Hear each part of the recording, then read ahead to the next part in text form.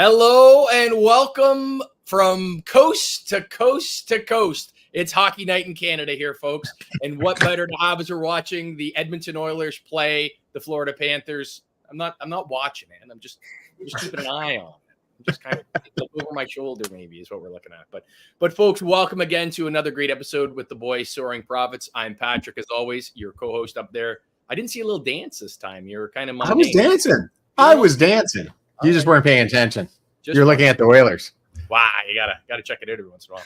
And we've got a great guest today. Kind of wraps into that hockey overtone that we've said early in this one is Garrett McFadden. Garrett's a young man that was drafted by the Guelph Storm of the Ontario Hockey League. Did something a little bit different than just play some hockey. He's went out. He started an organization now that's focused on mental health, mental well-being, and is really doing a lot to change the world. He is avoiding the storm that's in our area right now, being down at his girlfriend's place down in the States. He's just living the best life he possibly can. Got off the golf course to join us here this evening. Garrett, thanks, pal, for joining us. Yeah, thanks for having me on. Absolutely, brother. Now, first of all, let's go back to when you first started in hockey. You're a good Canadian kid from kind of southwestern Ontario. You decide, hey, I want to do this. I'm going to take a chance, get drafted by the Guelph Storm. End up in Guelph, beautiful city. I lived there myself for a while. What happened on the ice, off the ice, to where you are now?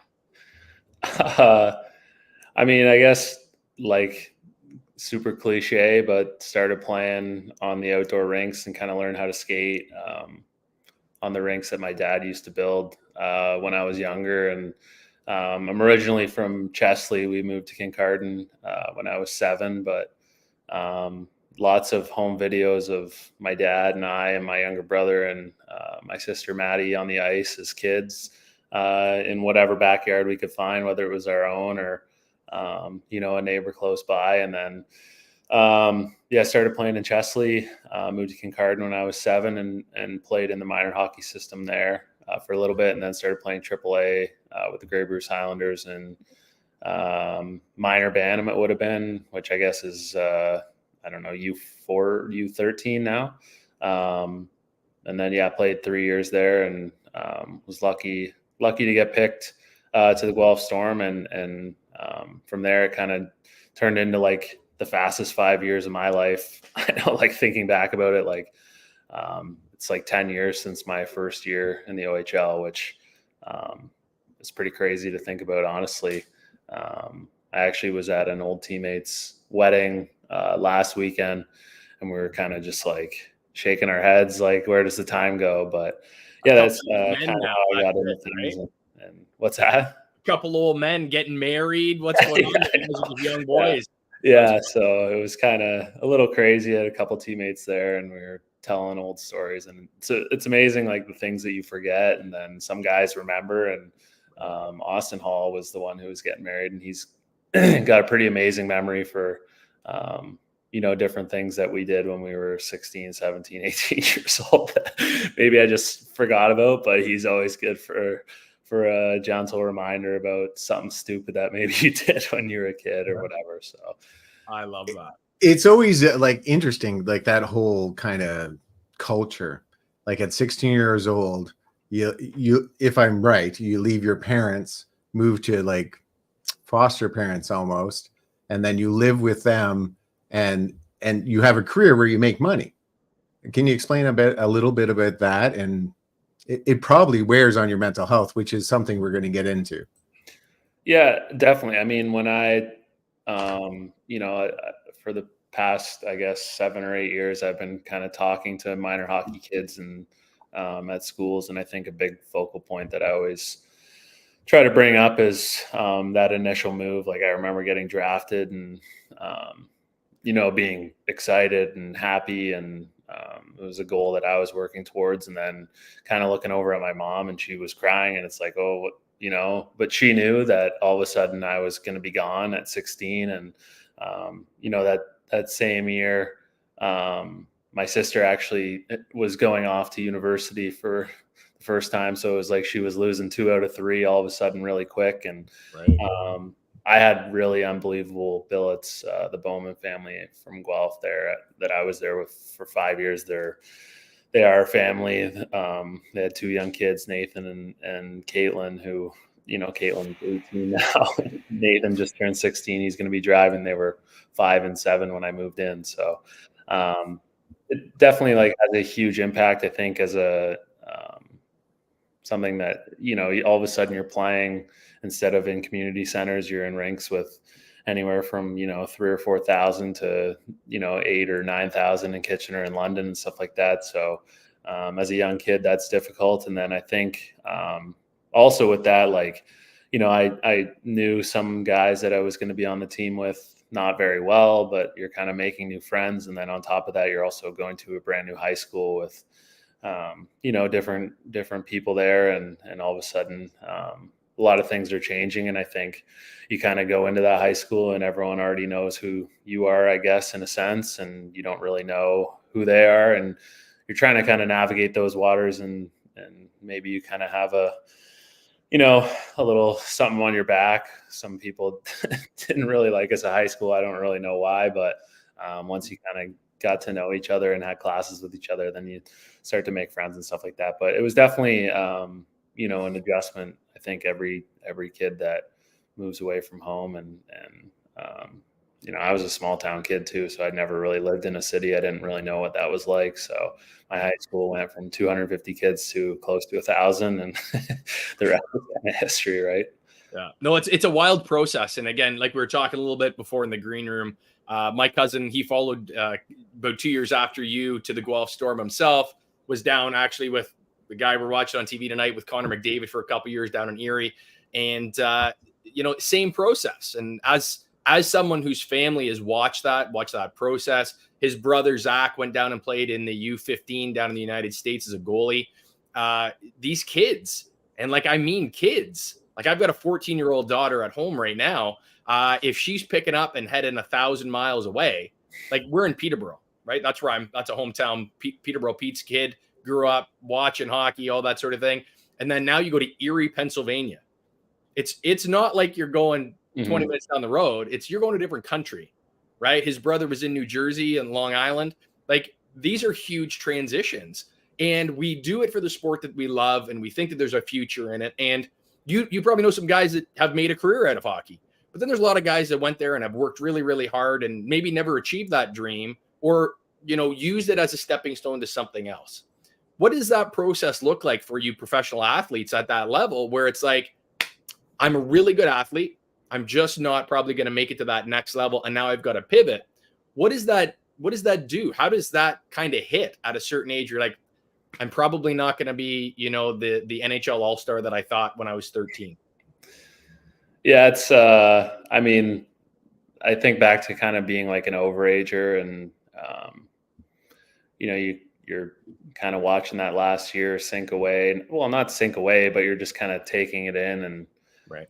Kind of realizing like this is, your last few games, your last few practices. And I remember, just like being kind of sad about it and not really knowing what was next. And I think especially in, when you're playing junior and I was undrafted to the NHL, obviously. And so I didn't really know if, a professional team was going to try to sign me or what that looked like, and kind of going through that process. And then obviously, like with the OHL, they set you up with scholarship packages for when you're done your time in the OHL. And obviously you've aged out, or even if you haven't, you can still move on to those packages before you age out of the OHL.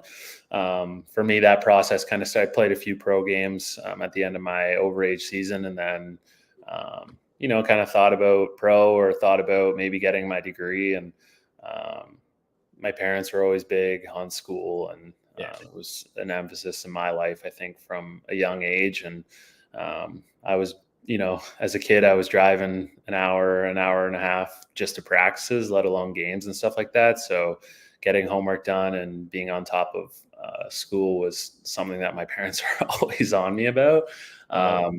And I think the opportunity just to like go and have a degree and have schooling covered, and also still be able to play hockey at like a high level. And, I think when I was in that position, I was trying to decide what I wanted to do, and then looking at, the guys that had played in the AUS or in youth sports in general and had gone on to play pro hockey, which was what I wanted to do after, but it was always nice to know kind of, and now I have a degree. So when I'm ready to retire, and obviously you can't play hockey forever. So you're going to have to do something in the meantime. And so it just kind of made sense for me to go, and went through the recruiting process, obviously, and ended up going to Acadia University out in Nova Scotia and Wolfville there. And I loved it. It was honestly some of the best years of my life. And like thinking about that transition from junior to university, it was,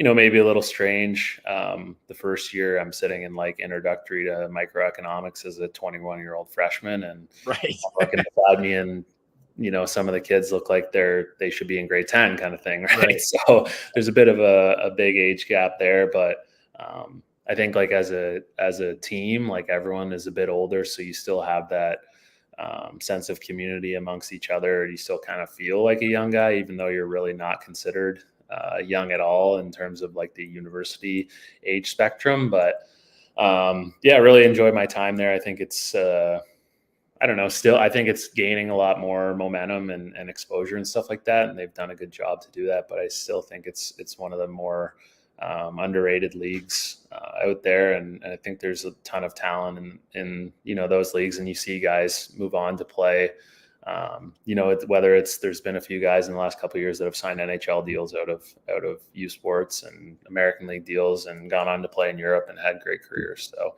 it was kind of an opportunity where I had tons of advice to, play pro. And then I had tons of advice to go to school. And I felt like the opportunity to just get a degree and still be able to play and have a bit of fun too, was definitely a great choice. So when did you start your organization? Was this when you were in Guelph? From what I understand, this was during. Yeah. When I was, it was my 19-year-old year, so my 4th season in Guelph. We kind of, I think, as a team and as an organization, there was always a huge emphasis there on like giving back to the community and being involved. And from the time I got there when I was 16, we were in libraries after school, like reading to kids or doing, visits. Like we would go to Home Depot and hang out with kids and build stuff on like an off Saturday. And so, like just like things like that. And I just always really enjoyed it. It was, it was cool. Like the kids looked up to you. And you guys are superheroes to these kids. Yeah, exactly. Every one of them wants a puck, a hug, just a, hey, holy shit, that's Garrett McFadden. I saw you get in a fight last night. Like whatever it was, right? Yeah, it's maybe not getting in a fight. I didn't do much of that. But saw you in the middle of the bench. And I always thought it was really cool and was something that I loved interacting with kids, and I loved working hockey schools and being around young people and just having fun with them. And I think it gives me a lot of energy and makes me feel good to kind of, be an influence on their lives and make them laugh or smile or whatever. So it was something that we were all as a team, I think, like probably like no other organization, like guys would kind of be upset if they weren't part of the PR group that was going to this school or whatever. I mean, partly because most of the time we would get free breakfast after, but I think we were it too. So we were super involved. And then it was kind of like, what else can we do? And at the time, Steph Karate, who helps me out and is a co-founder of McFadden Movement, was working for the team, and we were just kind of brainstorming on ideas. And I had a family friend die by suicide when I was in grade 9, so it was something that mental health, I was aware of it, and I think at that point in my life, I was like, I had felt like I had dealt with some hardships, and I had a story to tell, kind of thing. And also like wanted to give young athletes advice. And that's kind of where McFadden's Movement stemmed from. And so we started it that year, and it was kind of just in the beginning, a lot of going in to see minor hockey teams and just talking about my life in the OHL and how it's not exactly, what you see on the ice at the Sleeman Center at 7:30 every Friday night, where it's, a packed house and it looks amazing. And team's winning or the team's losing, whatever, there's still people in there cheering for you kind of thing. There's a lot of different elements to our lives as hockey players and students and people in general that you don't really see. Yeah. So it was kind of that I took that opportunity, I guess, to talk a little bit about myself and what I've dealt with, and the stories evolved as my career has evolved in hockey. And that I feel like every year there's some type of adversity that I faced every single year of my career. So the story just gets longer and longer. Right. I can only talk for so long, right? But yeah, no, I'm sorry for your loss. It's a terrible thing when a friend dies of suicide. I lost some friends in high school as well, and it changes your perspective on the world. And usually, it's someone that you're not expecting it to happen, and that's the worst part about it, is that you can't bring closure or understanding to it, because there's no way of going back and understanding what they were really feeling at the time, even though they looked like they were on top of the world or top of their game or whatever it was that they were experiencing at the time. How do you translate that into youth in sports? I mean, I would say like my biggest message is kind of two things when I talk to the kids. It's one, just kind of reinforcing a positive attitude. Like, there's always something that you can take out of any situation that, no matter how bad, there's always something good. And,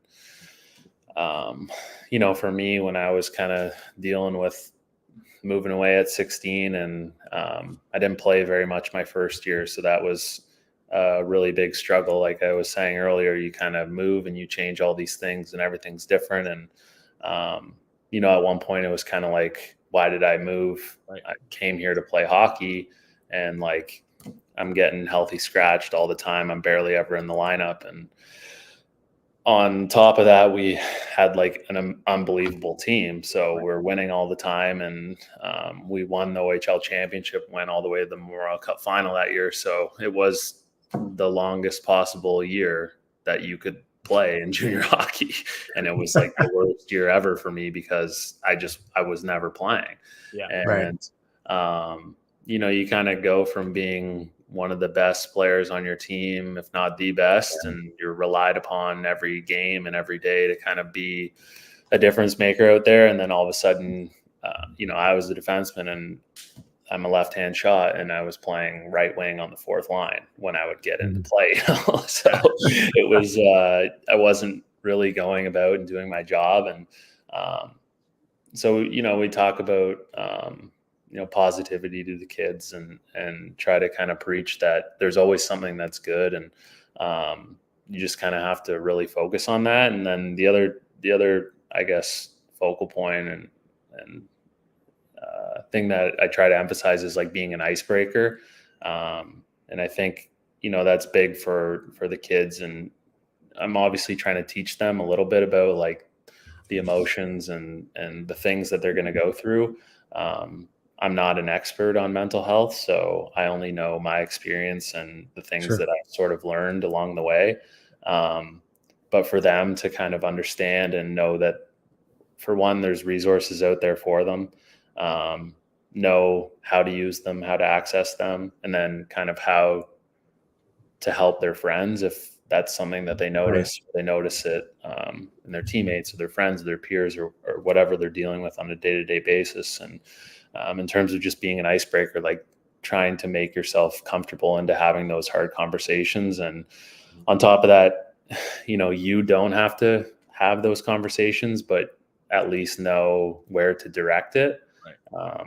So obviously, when I'm talking to 13 or 14-year-old boys, it's like, you're not going to go up to your buddy and be like, hey man, like, why are you so sad? Like, do you want to talk about it? It's more or less like, hey, go tell the coach or go tell your teacher or go tell a parent that you've been noticing, so-and-so has been coming to the rink every day and has been upset or hasn't been acting like themselves, and you're a little bit worried, and let them kind of direct where that conversation needs to be had and whether experts need to be brought in or, more conversations need to be had with, whoever is kind of struggling. So those are kind of our two main things, I guess. And I think it really breaks through with the kids. It's simple enough where, that positivity, like how hard can it be? Well, some days it can definitely be hard, but Very it's hard. a simple enough concept where they can understand it too. And then I think the icebreaker is like a nice little challenge for them too, to kind of get their minds thinking. And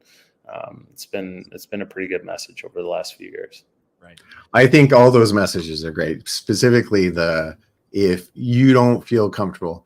And it's unfortunate, especially as boys. And I know when I was a 13-year-old boy, there was no way I'd go up to another 13-year-old boy and go, hey, how you feeling today? Do you need a hug? It's not a thing.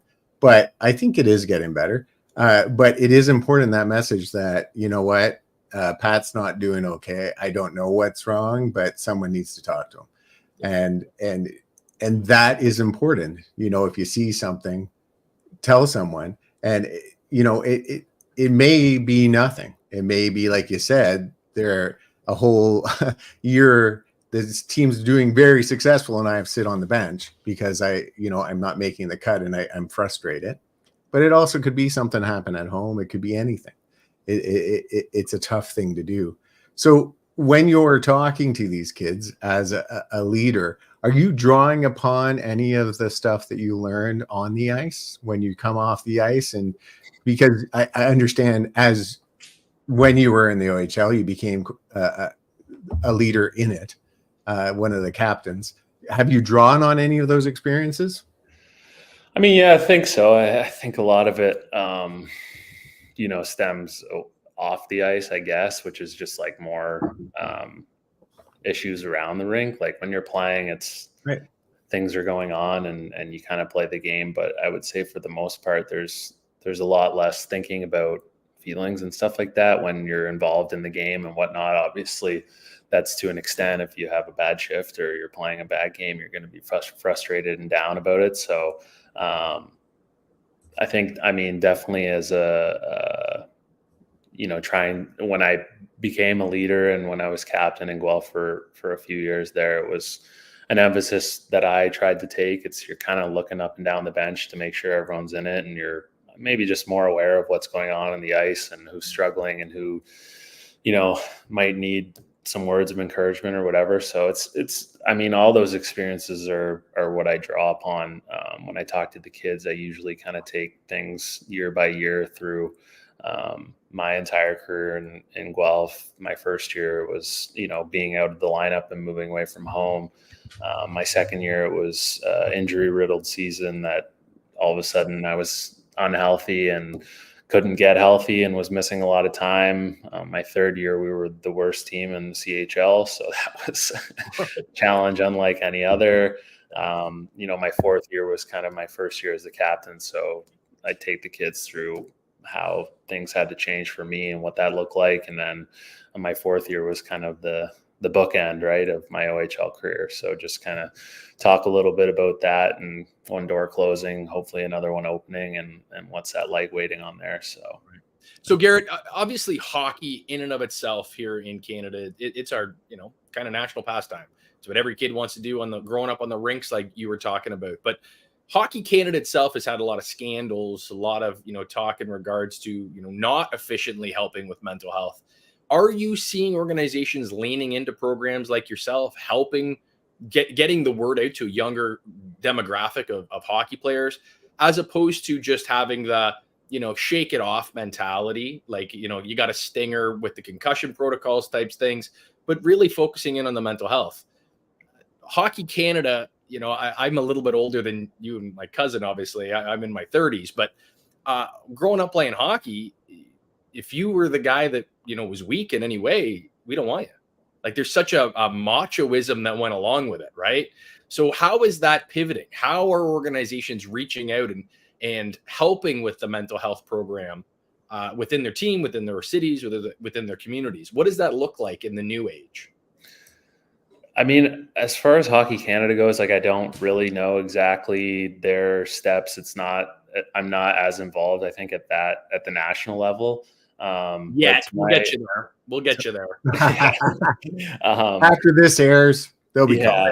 Yeah, be getting on the car. But to my experience, like when I was playing in the OHL, we had the Terry Trafford was found dead in his car. Right. I remember that, yeah. I think that was my second year. So that was a huge like turning point where I think they realized that there's, you know, like, do we want to call it an epidemic? No, not really. But there was a huge issue with mental health. You know, I think in tons of youth, not just us as, you know, athletes in the OHL. And, but I think that, you know, maybe brought to light for them, like they needed to do a bit more. And so I think the following year, the CMHA became a lot more involved with the league, whether it was like, you know, kind of nights geared towards CMHA and mental health awareness, things like that. But also with us too, like we were Safe Talk certified. We went through like the entire process of that day, which was very lengthy. I think it was like a 6-hour course that I think the entire team took, and I want to say the staff, and I think the billets as well. I think it was all in separate nights. We did it as a team the night that we did it, but it's been, I believe it's still within the league that any new player, any new billet is Safe Talk certified. So that's a huge help, I think, just on awareness basis, just knowing resources, knowing signs, knowing and learning about coping mechanisms and things like that. The OHL has been a huge support of what I've been doing from the get-go, and the CHL as well. I can't really speak to the other leagues like the WHL and the Q, but I know as far as the OHL goes, I think it's been something that they've definitely tried to make improvements on. And I think as someone like in the community that's trying to make a difference as well, it's nice to see. And absolutely, you know, some people may still think that it's fluff, but I think at the end of the day, like if there's 25 guys sitting in that room and it helps one person, then I feel like it's doing its job, you know? Yeah, fluff away. Like if you save one kid where he's not found in his car, fluff away. And you know, I bring up Hockey Canada for the fact that, you know, every few years we hear of, you know, a past NHLer that has ended his life. We talk a lot about substance abuse. Again, Peterborough guy, Corey Perry was in the news. Like these are guys that you can reach out and touch in our communities, that are leaders, that are people that we look up to. And if we're creating a dynamic where, first of all, it's not okay to talk about this stuff, that it's leading to huge problems later in their lives, that institution as just a hockey organization has to be pivoting. We saw it with the NFL, with the concussion protocols. We've, you know, the way that they've handled that, trying to figure out, you know, domestic violence pieces. Like these organizations, when you're taking these athletes, putting them through such a rigorous process and then just poof, good luck. That's not fair. Right. And I'm glad to hear that there's some stuff going on. Again, the Safe Talk, fantastic. So when you started your organization, your goal was sort of community bound in the Guelph area. What is that looking like now? How are you trying to garner a little bit more traction? Our big event is we do like a golf tournament now. We're on to our fourth. Our first one was supposed to happen the year that COVID hit, so had to kind of pivot a little bit, right? Yeah. So, but yeah, we're on to our fourth this year. It's July 19th at Victoria Park East in Guelph. So, you know, in the last few years, I think the first year of the tournament, we did pretty close to 20,000. The next year we did 22 or 23. And then last year we were in and around 27,000 raised just at that event. So, you know, I'm in Europe now playing, and I've, you know, was in the States for a couple of years before that. And obviously was in Wolfville out east for, you know, 3.5 years before that too. So I'm away from Guelph a lot more than, you know, maybe I'd like to now, just to kind of really, you know, put on more events or be around and kind of do more stuff for the community. But It's kind of our big one, and one that it's just Steph and I doing it. So it requires a lot of planning and a lot of emails and a lot of calls and all that stuff. And, every year I'm like, oh, we have all this all set up. We've done it 3 years in a row. Like, this will be way easier. And it's like, it never seems to be for whatever reason. So Yeah. Been there. Yeah. But yeah, I think, between the two of us, we care so much about it. So it's never like the perfect day in our eyes. So we're always trying to, make it better and raise more money, of course. So, that's our big thing.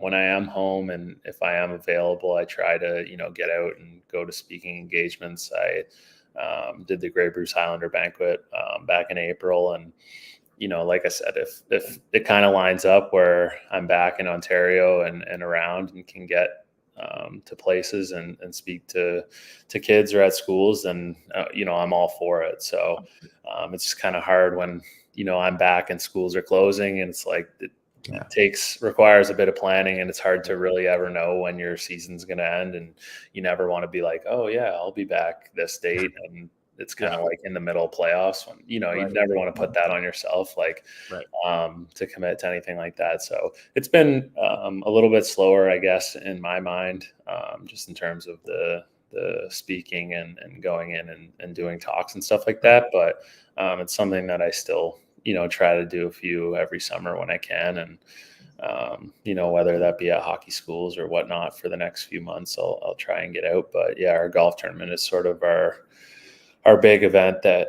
we put on. It's a lot of fun, get a lot of guys, that I played with in Guelph and even guys that I didn't, and a lot of different hockey players that I never really knew and wouldn't have got to meet if the tournament wasn't put on. So it's a great event, and one that, I've loved doing for the last 3 or 4 years. Obviously you're very passionate about this subject, and it's great that you're raising money and you're putting it into 2 slots, the CMHA, which is very important, and then the other organization that my brain has stopped, West for Youth Online. West for Youth Online. But you're also doing these talks and you're trying to spread the message, particularly in sports, youth and sports. Is there something that you're hoping, like messages about mental health that you want to debunk, messages that you want to spread? What other, like raising money? Amazing. What are you hoping those dollars will do? Or what are you hoping your message will do? I think the money for the most part is just about supporting people that are dealing with mental health issues and, need those resources. West for Youth is like an online counseling service. So, they have certified therapists working the clock, available to kids whenever they really need them. So a big part of what we donate to them goes to that and allows them to kind of pay for more and more youth to, get the advice and have the conversations that they need to have to kind of support them. So, in terms of the money, it's just kind of about helping and kind of allowing people to, like I said, to get those resources. And then I guess just like, I don't know, in terms of like debunking, the stigma around mental health is, I think, something that everyone is aware of, but is still something that exists. Right. So obviously, like you wish one day that there wasn't the stigma around it anymore, yep. But I don't know if we will ever get to that day. And I'm not trying to be a pessimist, but I just think that that's the way that things go. And, it's hard. Like, so what that looked like for you, Garrett? Like, again, you're a leader in this space. People are looking at you as this leader, but you're telling me that, that sentiment hasn't lodged fully yet. How has your experiences has been in that way? And that's like what I draw from it. It's like, I'm up here saying, oh, let's end the stigma, but it's like, I don't even really know how. And I'm trying to kind of figure that out too. And, it was something that I was scared of when I was 16 years old. And it's something that, maybe it doesn't bother me as much anymore, but I'm still competing in professional sports, and I still, care about being at the rink and being at, giving whatever I can every single day, no matter what is going on in my personal life or how I'm feeling mentally or physically. So, it was something that I struggled with as a young athlete. I kind of tried to, bottle things and not be trouble. And I was away at 16 and was dealing with a lot of things and didn't really want to worry my parents. So it was conversations that went, how are things going? And I said, good. And that was kind of it, Yeah.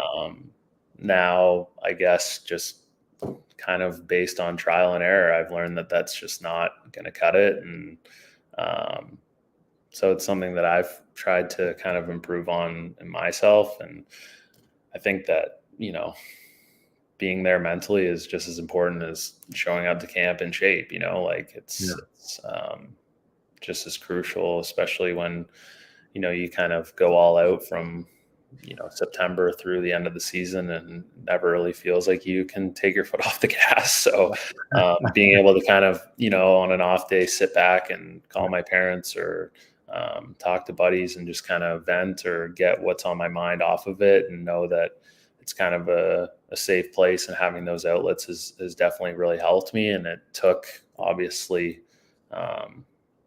almost an implosion of emotions and feeling kind of like the worst I've ever felt to get to that point where I realized like, okay, I need to have these hard conversations or else it's just never going to get better. And I'm never going to feel a sense of relief if I don't kind of talk about it, at least try and talk about it, even if you're only kind of getting halfway there and halfway about what you feel. But I don't know, like it's just there. Like, I don't know. I wish I had the answer, because if I did, then I would tell everyone, how to break the stigma and make people just feel like anytime that they're struggling in sport or in school or whatever in their daily life, the answer to how to feel better, it's kind of different in everyone, right? So yeah, I agree on a lot of that. Like, so the stigma is a high hill to climb,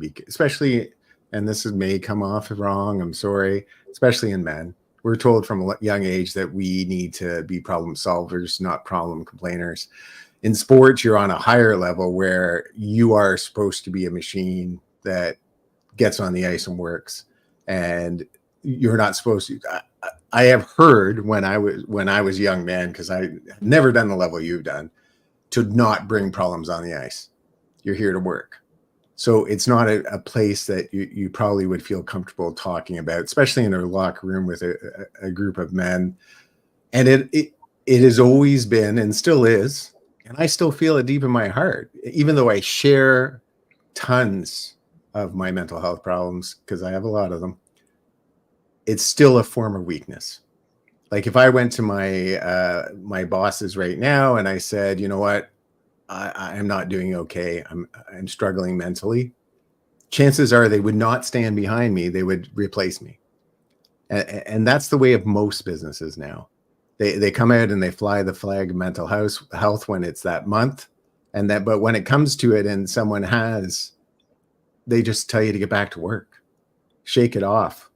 That is the response we're getting. And I think until we like make that change, make that switch where we can say like if I have this is not mine, but I have a gash on my leg that needs stitches is no less important than there's something wrong with me inside and I need to get that healed. It's the same thing. And I think the problem is that people don't see it the same way. Unfortunately, we used to lock up people who were sad or upset or had mental problems, and we still have that stigma that you're crazy. And no one wants to be seen crazy, especially not to another man, because any form of weakness, especially when you're a kid, like I'm not sure what it's like now, but when I was a kid, if you showed any weakness on the schoolyard, it was like you're bleeding in a pool full of sharks. And they will expose it, they will attack it, and for weeks you'll hear nothing about it.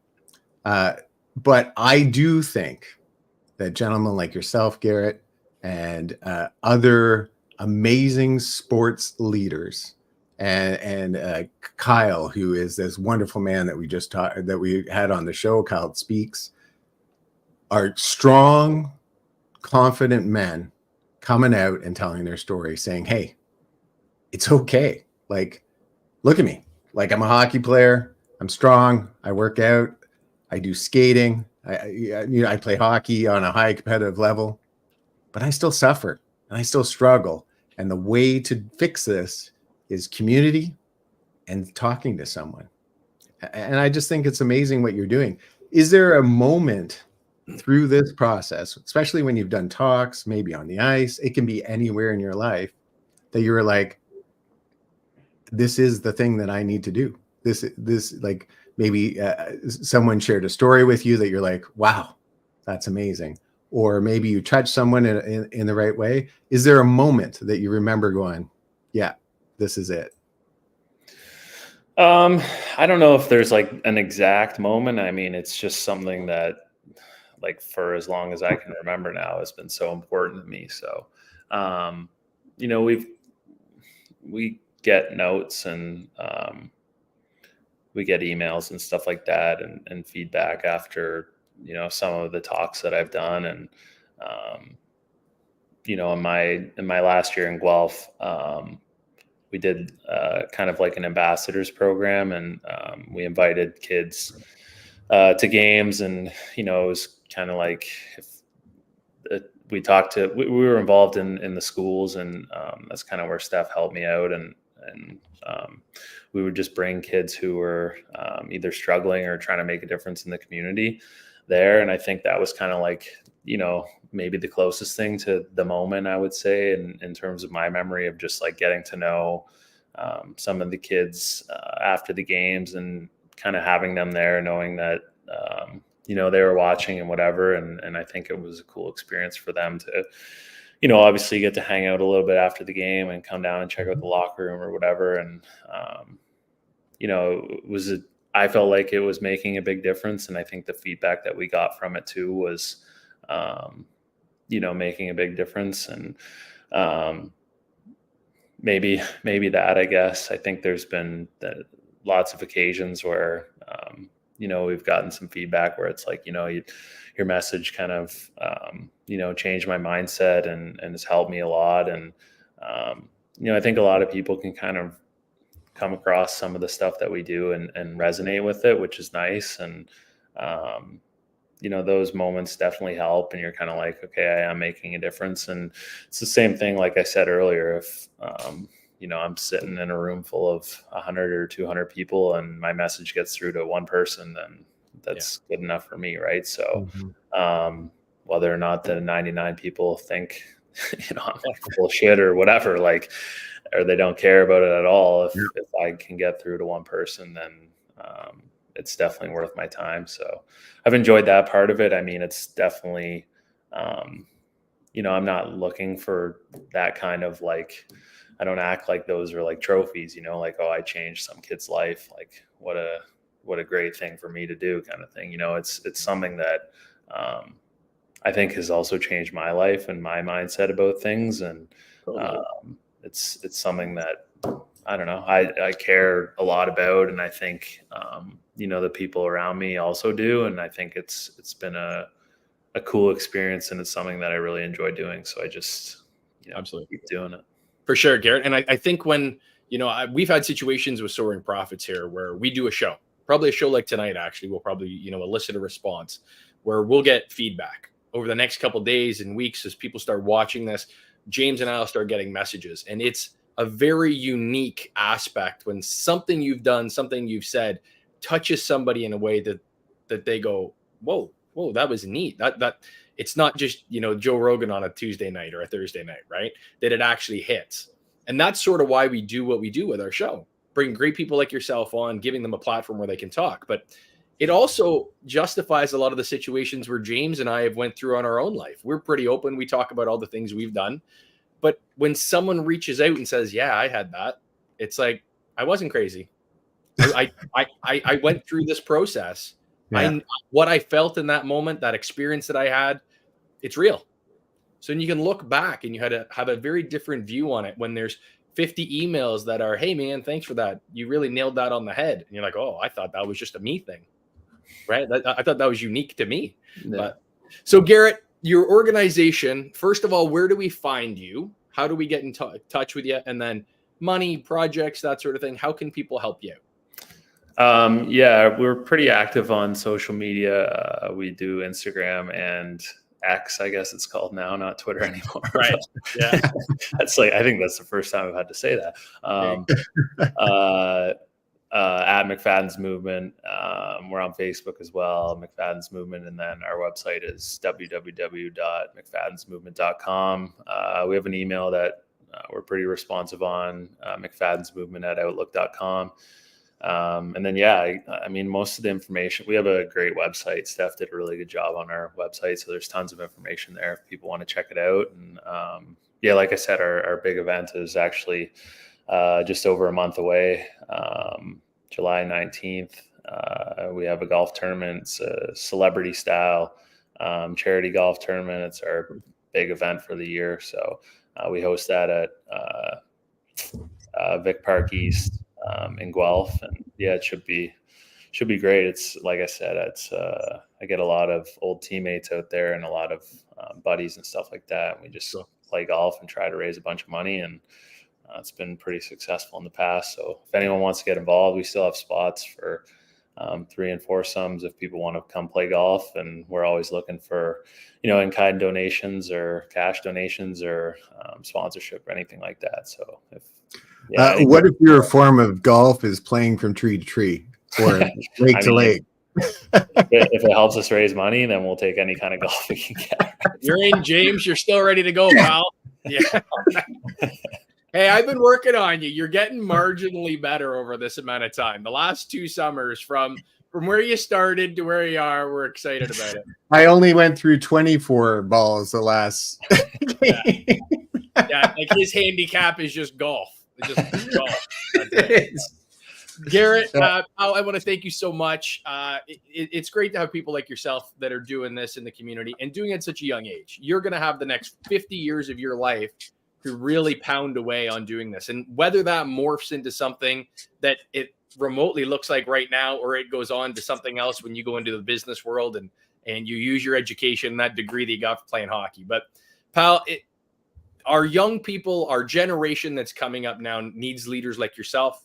You wore the C. I'm glad you're wearing the C in real life. It was a pleasure having you tonight, pal. It's a beautiful message. And I'll have to see if my cousin Josh, if he remembers you at all from probably a couple years older, but I'm sure he remembers you from out east too. So Garrett, thank you so much. We appreciate all of you Soaring Prophets, you profiteers out there watching. Like, subscribe, and share. Get this guy out there. Go on to his social medias tonight. Check it out and take a picture of it. Post it on your social media. Check us out with it. Like, tag us in it. We'll engage with it. Let's try to get this guy some movement. Let's try to get some traction for this young man that's really doing something unique. But do that. Go take a picture of his site. Comment on one of his pictures, that sort of thing. Tag us in it, and then we'll create a conversation out of there and get some traction.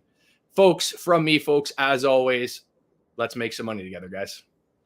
Yeah, Garrett, you're everything that we were told. You are an inspiration on and off the ice, and I am so happy to have had this conversation with you. It's amazing when young people like yourself stand above and be open and honest and vulnerable in front of a crowd, just for the simple fact, like you said, that you may save one life. And I just think that's a beautiful thing. It's a sentiment that I share on Soaring Prophets as well, that, you know what, if one person out there is watching this and now their life is better because they feel like they aren't alone, then we did our job, just like you said. And I love that. Thank you so much for coming on the show. I appreciate it. Soaring Prophets is growing. We're doing new things. We have 2 shows in the pipes. One this weekend we're filming is going to be a fun little roast kind of trivia. The great Mark Reed is going to host. Jeff, can't remember his last name. He's going to be on there. We're going to roast each other, and the Soaring Prophets boys are going to destroy them in some trivia. It's going to be a much watch when it comes up. We have another show. The great Jennifer Burnham Gibbs, Grubs. and that man up there, Patrick. They're going to tell you all about how you should use your wealth in the appropriate way. It's going to be exciting. We're filming it Tuesday. I can't wait to see these two. They've been on a couple of our shows, and their knowledge and their exuberance over economics is unbelievable, and it just jumps off the page, and you really have to see it.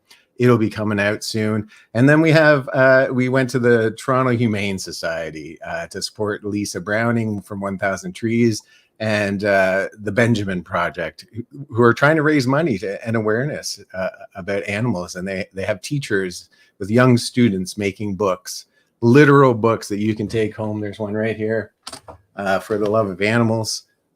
And they're using the book sales to raise money to help these organizations help animals. And I think it's such a beautiful thing. We went in there and we interviewed a bunch of people, and the interviews are outstanding. And I look forward to you seeing them. And then lastly, we just started, we were talking about how Pat was saying that we get comments all the time. People want to discuss maybe the show, or they're inspired. We created a Facebook group. Right now it's private. It'll probably stay private just to keep out, the bots and stuff that say awful comments. But it's all about saying what you want, being who you want, putting up pictures if you like, or just talking about a show like today where, you might be raw after it. Sometimes these shows trigger something in you and you need someone to talk to. It's going to be a safe space to come and talk. Pat and I will be there off and on. And definitely if you tag us, we'll pop on and answer those questions. And it's just to say we appreciate that you're watching. And we want to create a space that, we can build a community that feels safe. And, you can sit around our dinner table and have those conversations of old and not feel threatened and just enjoy yourself. Anyway, there is even more, but I was going to say, is there anything else? Was there anything else? If you scan that code right there that I just put up, it'll take you to the Facebook group, hit join, and then the Min, who is me, will let you come in and join, and hopefully we can start some great dialogue. You guys know I love y'all. And if you're out there right now struggling, like Garrett said, contact someone. Tell someone. If you know someone who's struggling, either reach out to them or find someone to reach out to them. We have this great resource in Canada now where you can call 911 and say, hey, I need a wellness check. And, there's a lot of stigma and negativity in the police force, but I have witnessed a few of these wellness checks, and the people who show up are those people that you want to show up. They're not there to intimidate, interrogate, or anything. They're there to help. And so that's a resource too. But definitely, you can always reach out to the Soaring Prophets boys. Definitely check out Garrett's website and maybe reach out to him. And let's heal our minds and bodies and souls together. I love you all. Garrett, this is your moment to shine, your moment to reach out to the crowd. If there's a young man out there, maybe in sports, and you want to hand him some advice, or maybe something about mental health, a little bit of advice, what would you add? Yeah, thanks guys for having me on. It's always a pleasure to talk about mental health. And like I said, I don't get to do it as much anymore. So really enjoyed it. And for everyone listening in and, taking the time out of their night to listen to me blabber on and on about my life in the OHL and pro hockey and all that. Thanks for listening. And yeah, obviously, like you guys said, it's an important topic, and I'm glad it's one that, I can kind of put my 2 cents in and talk about. And, if there is anyone out there that needs help, there's 2 great resources in CMHA and West for Youth Online that are both available. And obviously I work closely with both of them. So they'd be the first 2 that I would, give to anyone, whether it be, a kid that I met at a local rink or one of my best friends. So check those out if you get a chance. And like they said, check us out on social media. And if there's a way that you feel like you can get involved, we're definitely always all ears and open to pretty much anything. So let us know. And yeah, again, thanks for listening and thanks for having me on. Garrett McFadden, folks. and it's 4-1 Florida. So if you've got money on the Oilers, you're likely shit out of luck tonight, folks. So Garrett, thanks, pal. We appreciate it. Thanks, guys.